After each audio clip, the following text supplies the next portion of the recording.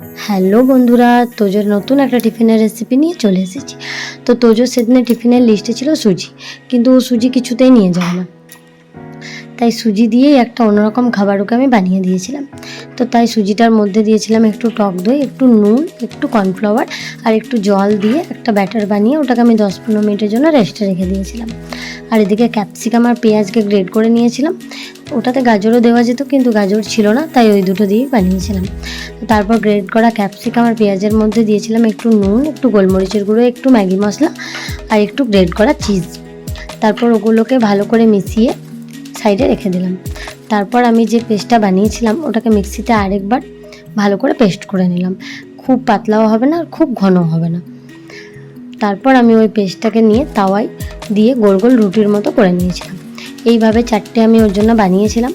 তারপর ওই রুটিগুলোকে নিয়ে তার মধ্যে এই যে ক্যাপসিকাম, পেঁয়াজ আর চিজের যে মিশ্রণটা বানিয়েছিলাম ওটাকে মাঝে দিয়ে রোল করে 4-5টা মোড়ার জন্য কিছু ব্যবহার করার দরকার নেই, কারণ এটা সুজির, ওটা আপনি চিটে যাবে। তো তারপর ওটাকে ভালো করে আমি মুড়ে আরেকবার হালকা বাটার দিয়ে একটু ভেজে নিয়েছিলাম। তারপর সস দিয়ে ওকে দিয়ে দিয়েছিলাম টিফিনে। ও খুব খুশি হয়েছিল, খুব টেস্টি হয়েছিল বলছিল বাড়িতে এসে। তো এই ধরনের টিফিন তোমরাও ট্রাই করতে পারো, খুব হেলদি, শরীরের জন্যও ভালো আর বাচ্চাদেরও খুব ভালো লাগে খেতে। তো কেমন লাগলো অবশ্যই জানিও।